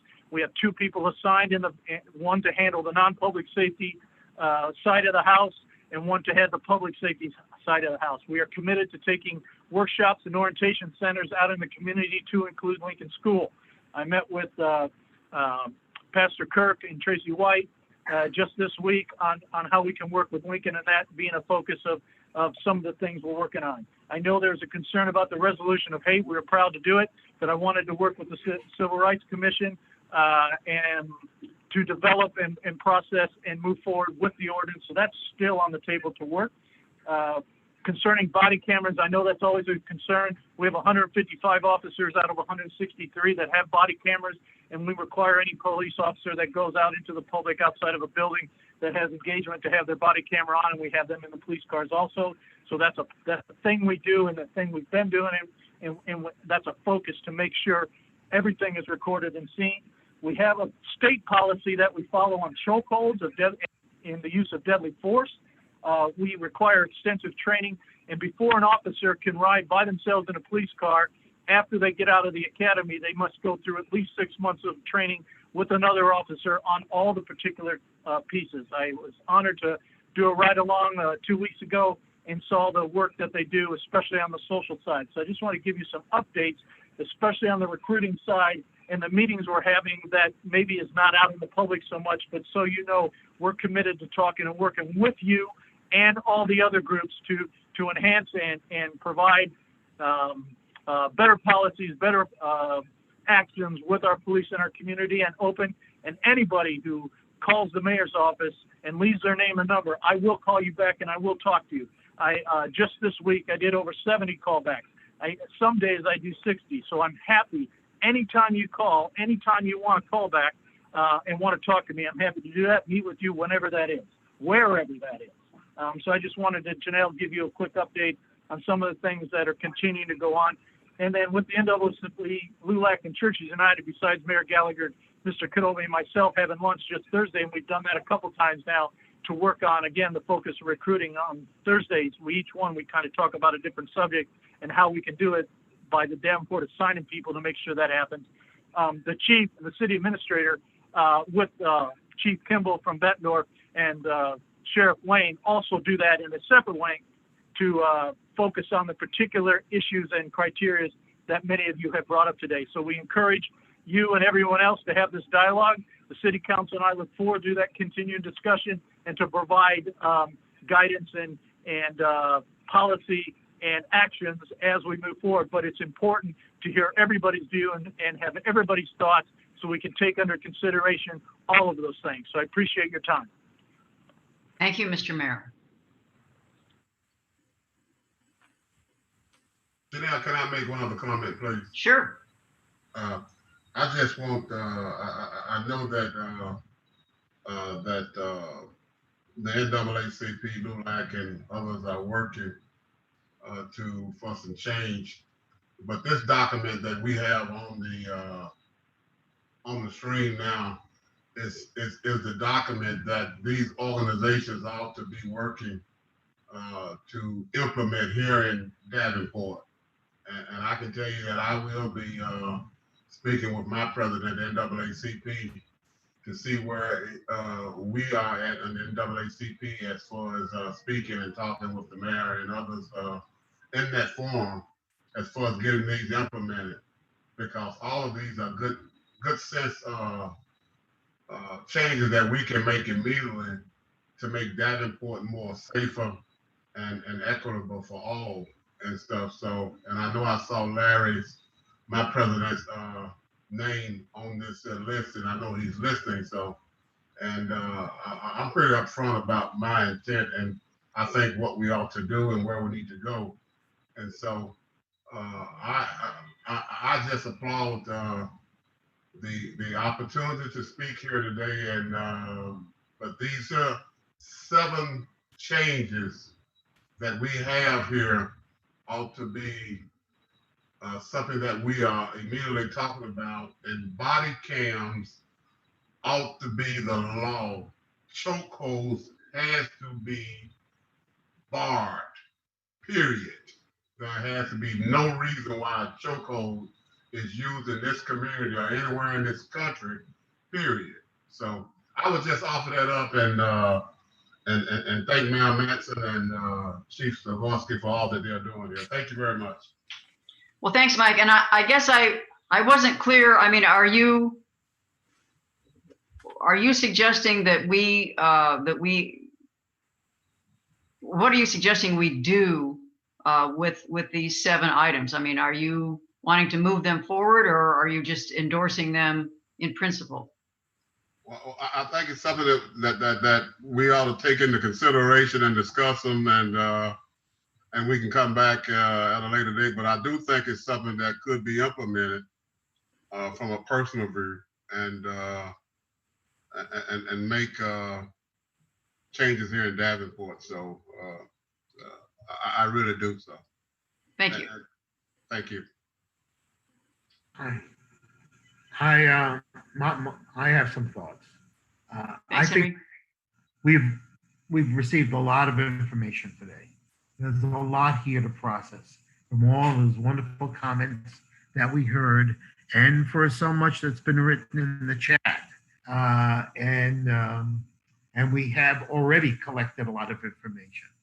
I think we need an opportunity to process it. I think that we need to schedule another special meeting where we can, seriously sit down and compile what will be our formal recommendations to the city council, to the police department. And I would like to give to include in that special meeting invitations. I mean, first of all, it's an open meeting, so the whole community can sit in on the meeting, but include invitations to the mayor, to the police chief, to the head of the police union, and to others who, as we consider who else to be able to sit in on the conduct of the meeting, not as observers, but as participants to help us formulate our recommendations. I don't think that we can walk away today with set recommendations.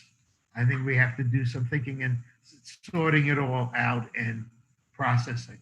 But I'd like to see us hold that special meeting soon. We have a Civil Rights Commission meeting coming up, a week from Tuesday on the 11th? Yes. At which we will have to do our usual business, our standard business. So we should once again reserve a special meeting on top of that, apart from that, to focus on these issues. I don't know how the rest of the commission feels about that, so let's see. Hey, I know I don't have a problem with that, so I'm in agreement with that. I'm in agreement also. Can I speak? Sure. Okay. I know we have this document in front of us right now, and as a researcher myself, documents like these, there's not one blanket policy or not one blanket research that will be effective, in every single thing. And so, I think we have to remember that looking at these these are the things that's been done by other communities. But we have to think about, is this going to work for our community? And also, you know, as a community, I think we all have to work together instead of just saying the police department have to do something. I think the community as well have to do something, and we can all meet in the middle. So that I just wanted to leave everybody with that.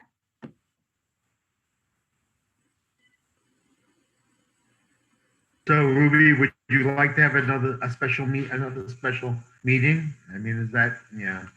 I That's a- agree with that. I don't think one meeting will solve it all. I think it would be a continuous conversation with everybody.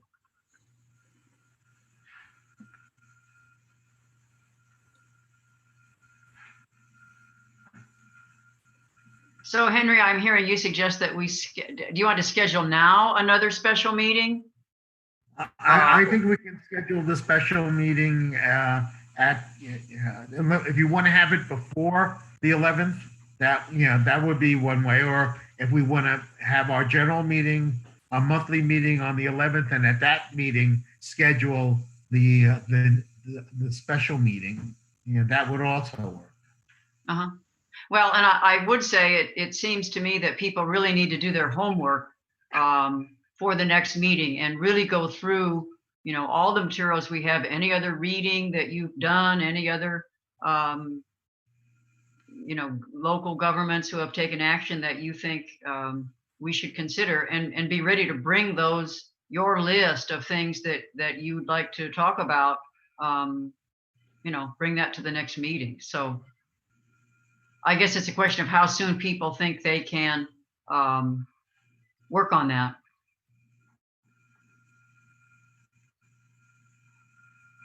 Are we thinking about having a meeting on the 11th before? Oh, we have a meeting on the 11th. Our regular meeting is the 11th. Right. Saturday before the 11th.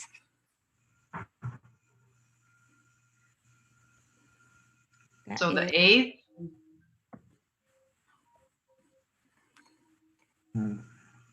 I need to. Was that too soon? That's next week, right? Yeah, that would be a week from today. I have a problem with every other Saturday. We have a son with autism who lives in a group home in Iowa City, and every other Saturday we bring him home for the weekend. This is an off weekend. The 8th, next Saturday, is an on weekend, so I'll be on the road to Iowa City getting my son. So I wouldn't be able to participate on the 8th. Well, do we feel that Saturday is best, or is there another day? I think that's when most people are available. Uh-huh. So then I guess we're looking at maybe the 15th. That'd be after our next meeting, but if that's what needs to be. Let's do it. So the 15th is the 10 o'clock time good? That worked. Absolutely. I would entertain a motion to that effect. I so move that we schedule this meeting to be held on the 15th of August at 10 o'clock. I second the motion. Oh, go ahead.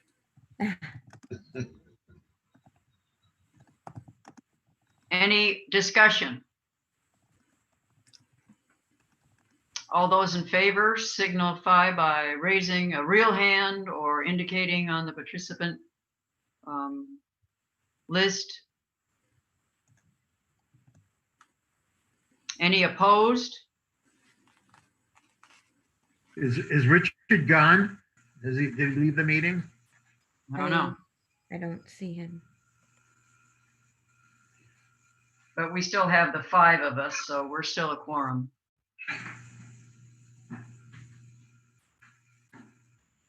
And we'll hope that time works for Lee and Richard. And now, Henry, did I understand you to say that we'll be issuing special invitations to the mayor to Chief Sikorski and to the head of the police union? That's my opinion. Okay. Well, That's maybe my that, opinion. Others may have different opinions. Others may want Yes. to go that list beyond those three. Yeah. So, are there other members in the community whom we would like to invite? Especially, I mean, bearing in mind it's an open meeting. Janelle, I think you cover everybody when you're making it an open meeting. Yeah, well, we thought that this time. but there is a difference. There is a difference. Yeah. Okay. Is in an open meeting we have set times for public comment, and and when we're conducting business, everyone else is muted. But I'm talking about inviting them to join, to be part of our commission conversation. They won't be able to vote, but they'll be able, but to have them not muted and contributing participants. So that's different than them being part of the public. Okay, that's Henry. I don't have a problem with that, and so I definitely would love to speak and talk with the police union president and have that conversation. Absolutely. Are we talking about a separate meeting or the same meeting as our commission? No, we're talking about the special meeting on the. Brian Krupp has written in the comments that the mayor is proposing a joint meeting. With the city council?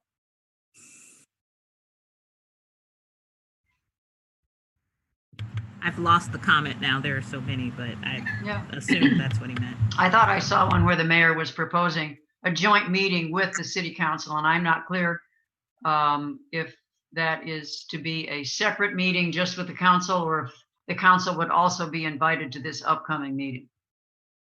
Well, can I just make a suggestion? Just Janelle, either way. Have us, the Civil Rights Commission, the city council, the mayor, the police chief, and the police union president.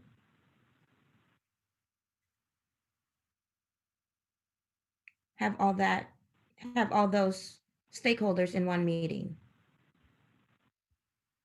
Is that the sense of the group, or do we think we need a separate meeting with the city council? I think we could do it either way. It's just a matter of what everybody thinks. I think just have, That sounds good to me.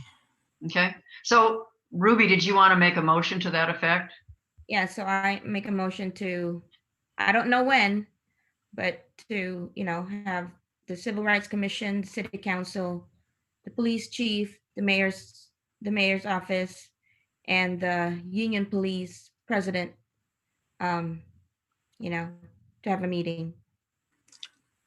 Well, just to clarify, would that be the August 15th meeting? I thought the August 15th meeting is public.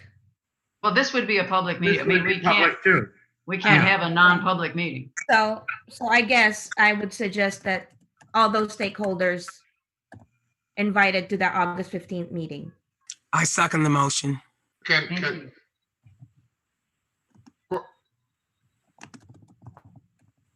Mike, did you have a concern? I wasn't quite sure of your statements before. Did you have a concern about the police union? No. What I wanted to do is maybe amend Ruby's motion to include the Davenport superintendent as well. And so, because some of these things kind of bleed over into the area of SROs and things like that. So I think it would be useful to have him. I mean, yeah. I think so. So good call. So is that a friendly amendment to Ruby's motion to add the Davenport schools superintendent? As long as she doesn't object. Oh yeah, Davenport school super. I second the motion. Thank you, Etheline. So on the table is the motion that the August 15th meeting, which we have already set, will include invitations to the mayor, Davenport Police Chief, the head of the Davenport Police Union, the Davenport City Council, and the Davenport Superintendent of Schools. Yes. All those in favor, any further additions, any other discussion? Can you hear me? Yes. Yes. My take on it is different. I've listened to this meeting, and there are many suggestions that have been made.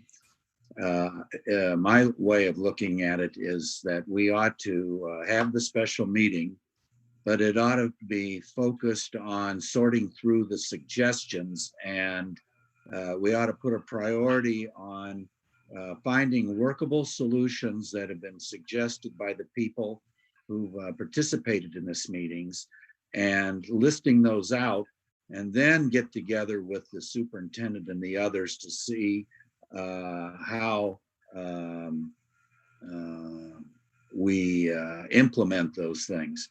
I think the thing that's really important is that we show that we're listening to people, and then that we implement the solutions in a conversation with the other leaders of the city and government.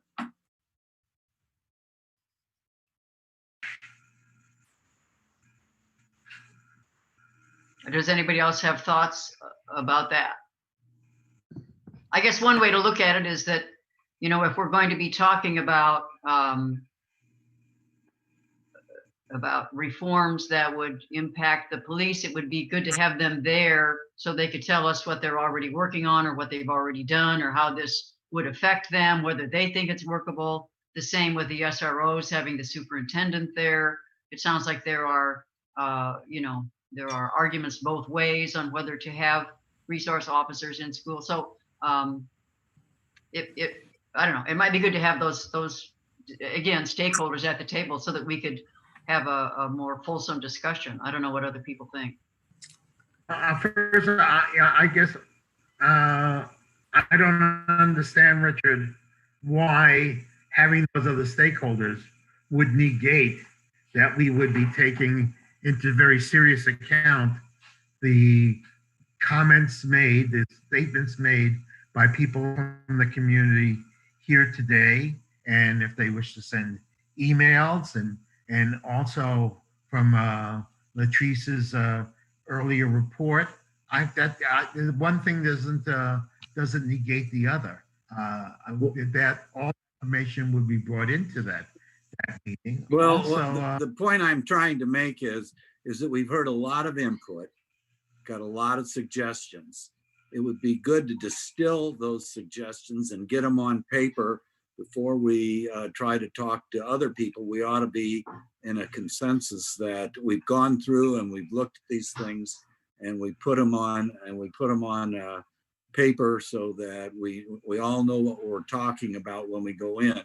Right now, I'm struggling to retain and recall all the things that have been said. And I'd like to get that down and on paper so that it's right in front of me and we've got something really solid to look at. Well, we have a recording of what they said, and we can get that transcribed and distributed with the packet that would be part of the preparation for the August 11th meeting. I also think that, yeah, if we do that separately, then we come to the other parties like the city council and the police department, police union, and it's, yeah, here are our items, and it's kind of saying this is what we want. There's not a sense of cooperation, you know, and I think that at one point that I think that before we finalize our recommendations, I think we need to engage in these other parties in dialogue and hear what they have to say. Now, when we, you know, as after that, when we put together what we want to take to the police department and the city council. When we decide that, it's taking into account all of that conversation, and we will decide, ultimately, we will decide what our recommendations will be. But it will be part of that process is having that cooperative dialogue. In this particular, go ahead. No, go ahead, Mike. I talk too much. Okay. In this particular instance, I do think we can put the information on paperwork, and we can digest it and determine in between meetings what we support and what not, what the commission, in particular, we support, and take it back and talk about it at our special meeting. And so maybe, Richard, that will give you an opportunity to digest and figure what you support and what you don't support, and we can make a decision at a later date and stuff. So I think we move forward with where we are at, and we do it in a manner that's transparent, and that we are doing the work that we need to do in order to make some change here in Davenport. Thank you. So does anyone want to call the question? I'll call the question. Okay, thank you, Henry. Henry calls the question. The motion on the floor, as I have stated before, is to invite to the August 15th meeting, the mayor, the police chief, the head of the police union, the city council, and the Davenport superintendent of schools. That has been moved and seconded. Any further discussion? If not, those in favor, please signify by raising a hand or indicate on the participant list. Those opposed? Nobody opposing? Hearing none, I think that the motion has carried. Okay.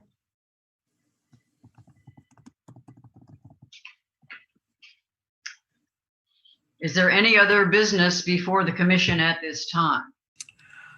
Mayor, I'm sorry,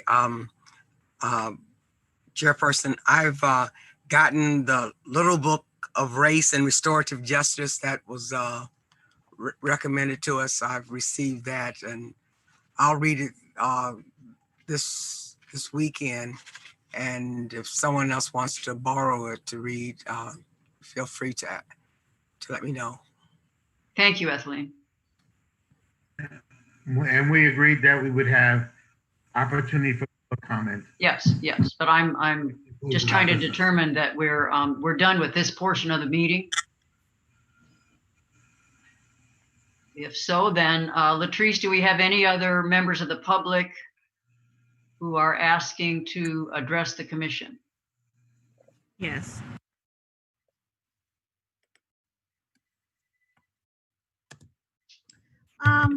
Yes, this is Amber Bordolo. I really like this report, and I think to see all these other cities in Iowa, work towards progression on this, and Davenport, we're still quite far behind. It's quite embarrassing. But if you look at number 2 on that report, it is to remove SROs from the schools. The mayor has brought before the commission Wednesday to increase funding for more SROs. So that means that we're going to be not in school as often, because half of our schooling is going to be virtual this year, yet we're going to increase SROs. That is very concerning. So to say that we want to work towards this, yet on Wednesday, the mayor is asking for more funding for SROs.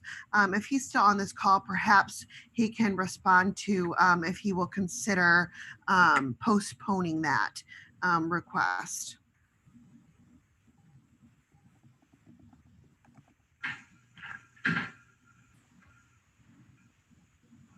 Mayor, are you still on the call? I'm willing to comment if you'll let me, Janelle. Go ahead.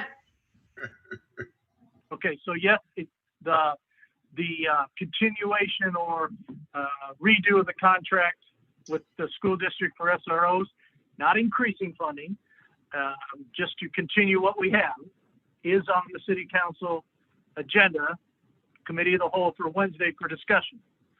I don't know what the question is, but it's on our agenda, and yes, the city council will discuss it, and yes, the public can offer their thoughts. Is there something else? I think that's it. Thank you, Mr. Mayor.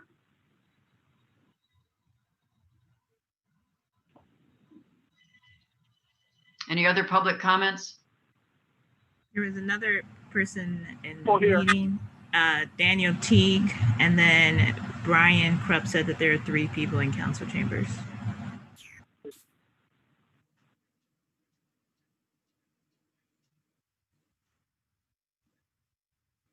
Hello, can you hear me? Hello? Yes, We can hear you. we can hear you, Mr. Teague.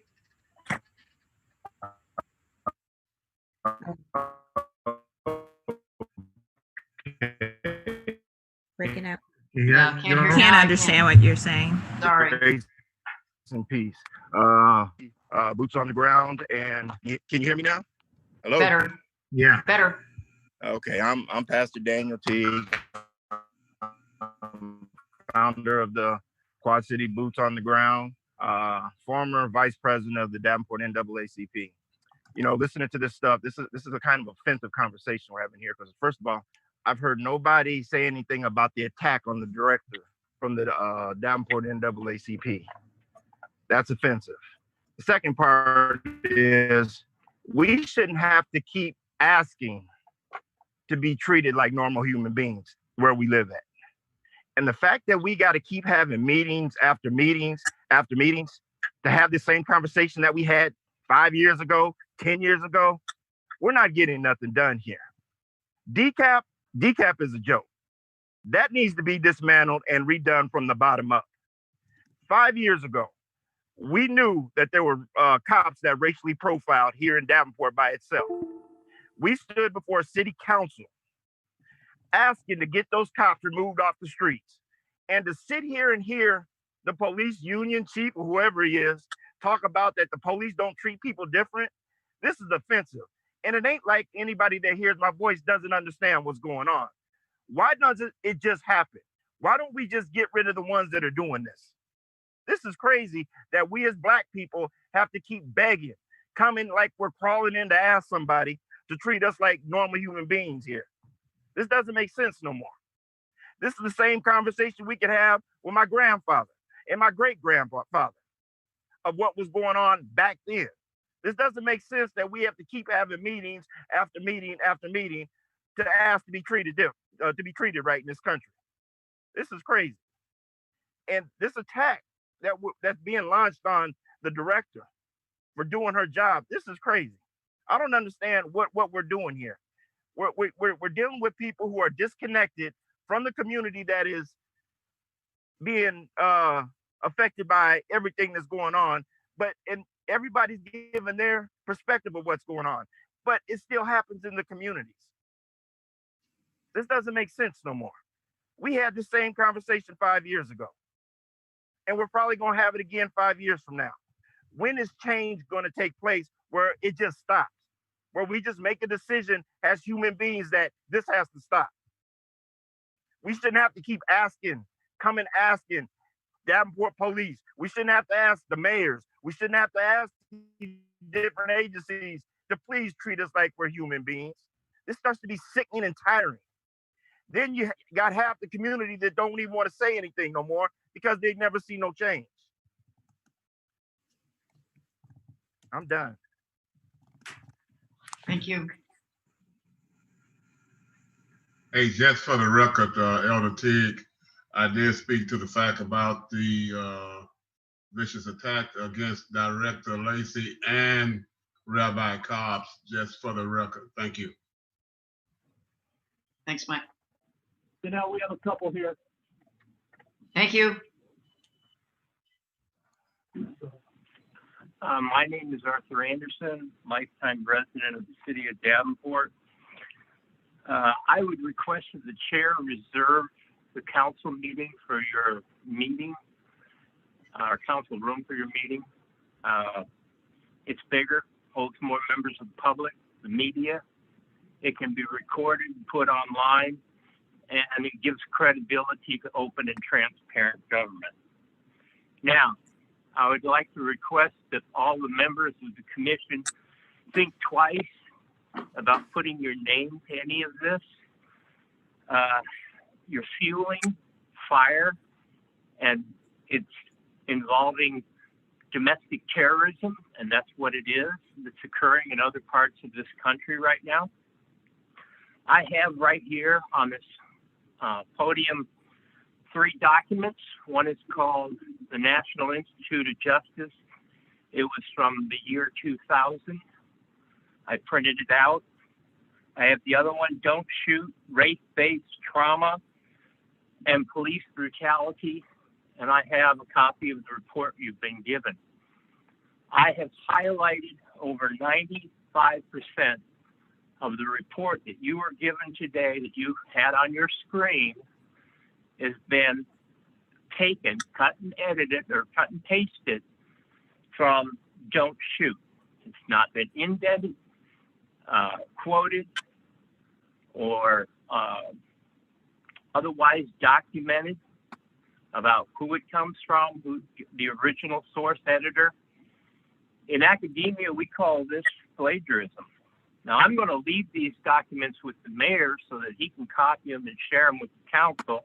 And I'd like to see him share them with you, and so you have them for your next meeting. You're being used and manipulated here, because if you take the time to read through these 2 reports, you're giving a slanted view. The one on national justice says that 80% of the police that were in the report, they don't buy into this code of silence. And the one on Don't Shoot, it says on page 5, or no,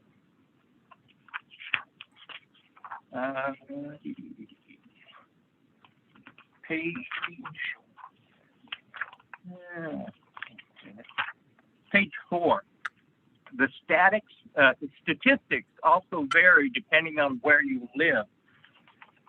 A lot of the information in these reports are coming from cities like Los Angeles, New York, Ohio, Illinois, places that have 3 to 10 times the population of the entire state of Iowa. We don't have a problem here, with the exception of one person that spoke about his son.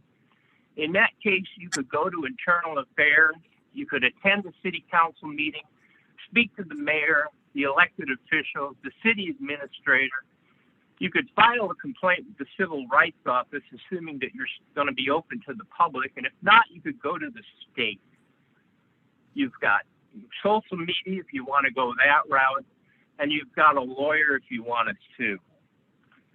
Another part on page 5 cites there are 4 states. Iowa is one of them.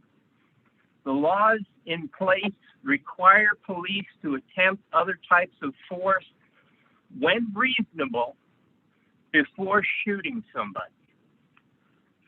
You really need to read these reports in their full context. You don't have the legal jurisdiction to supervise the police, and you need to step back from this before you go too far. Thank you. Thank you. Okay, Lucina Hodges again. Just briefly, with regards to the system, with all due respect, I know that what we're proposing is police reform, but we have other parts to this circle, which is the courts, the public defenders, as well as the police. So if you take and fix one wheel and the other wheels are still messed up, it's not going to really do any good. So I think that whole issue, that whole revolving door, that system, needs to be dismantled and rebuilt. Please consider our children, the biracial kids. You know, people are taught behavior. So what I submitted to the mayor just now was that the classes that should be mandatory before you even become a police officer, one of them should be that cultural diversity, because it gives you an idea of who you're, you know, the people. Not saying that it's really gonna teach you, because it's hard to be to walk in someone else's shoes if you really haven't been there. So, but I think that that's a great idea. It actually helped me to learn about other cultures and deal with people. So I think it's really important. And the profiling, like I came here today on purpose with my tattoos and my piercings showing, because all of us, just because we have tattoos or piercings doesn't make us a bad person, and that's what the norm says. Though I'm a good person, you know, but because I wear these, I get looked at as not being a good person. So I think it's really important that the police take that class. Also a psychology class, I think they should be mandatory. I don't think that they should be able to carry a gun without being mentally stable. So I think that's a proposal that should be put into recruiting and training the police. But furthermore, I just think that I cry. I literally cry tears. And I watched a video of a 10-year-old boy who was out in his yard playing basketball, and he ran and hid behind the truck because he saw the police, and then come out until the police drove by.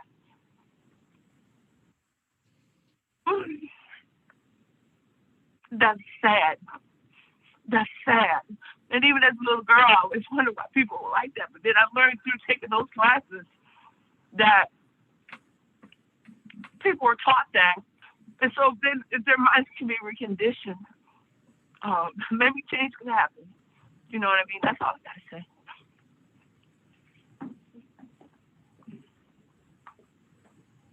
Hello. Thank It's you. Henry Hodges again. So I was sitting there and I'm watching and I'm looking at the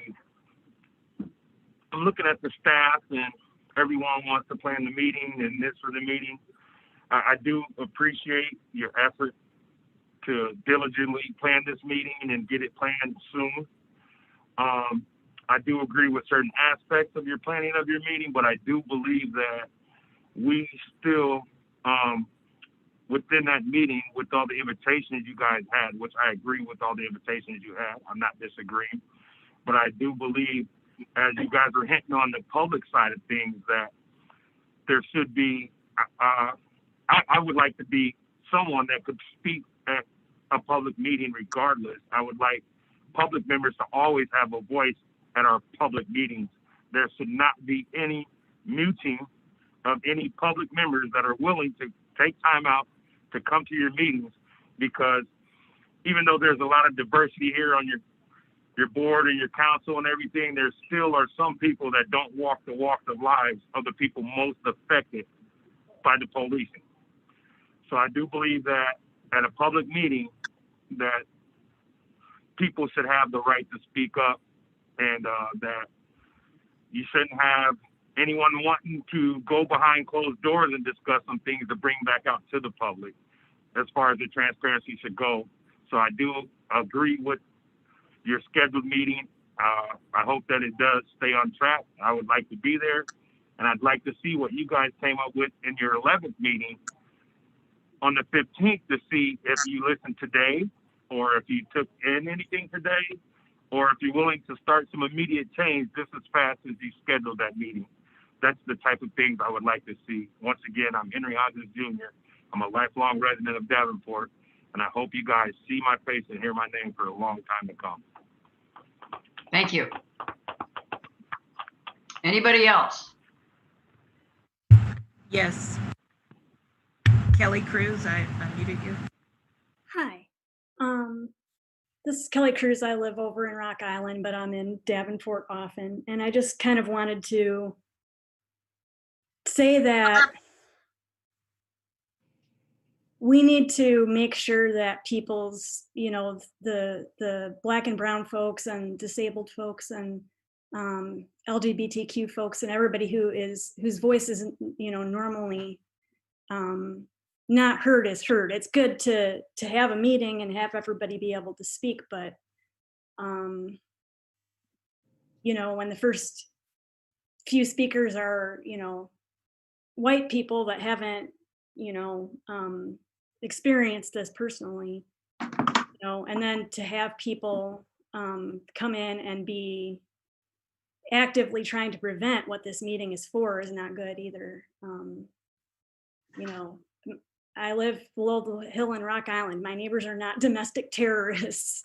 You know, that's, I think that it's really hard to get people who have been on the receiving end of the bad treatment by the police to actually feel comfortable coming forward and speaking when they're going to have to sit there and listen to stuff like that.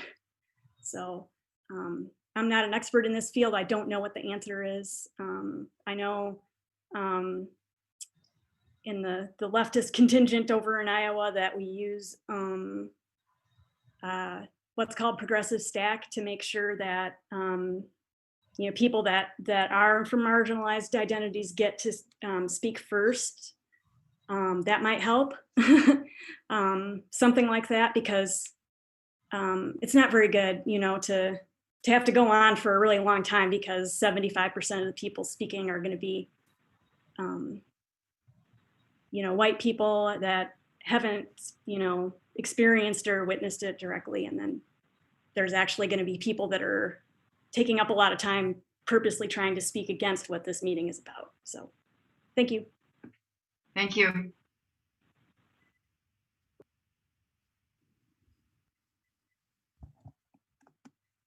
Any others, Latrice? Looks like Brian Krupp, but I don't know if that's, his hand is just still up. Maybe there's no one else there in council chambers. I don't think so. Oh. Janelle, we're good down here.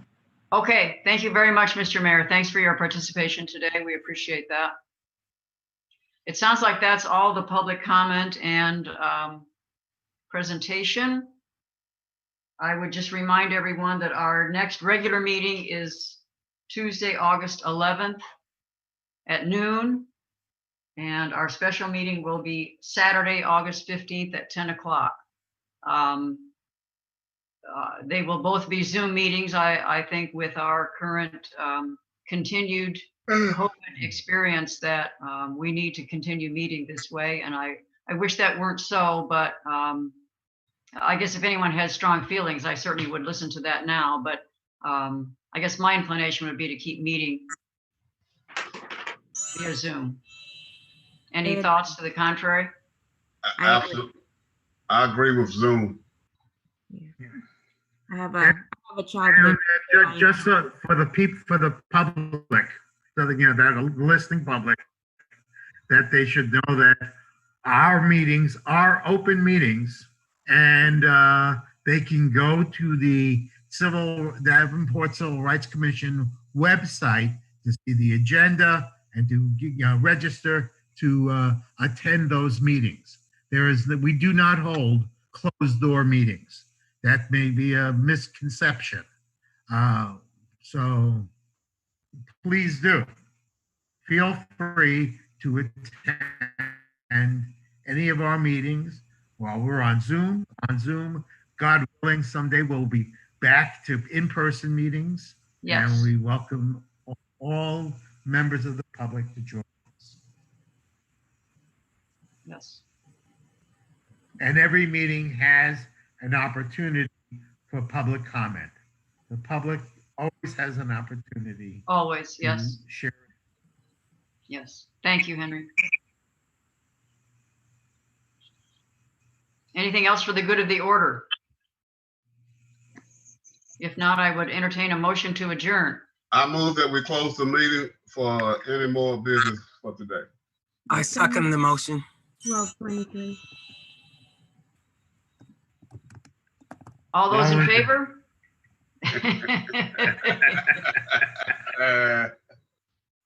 Any opposed?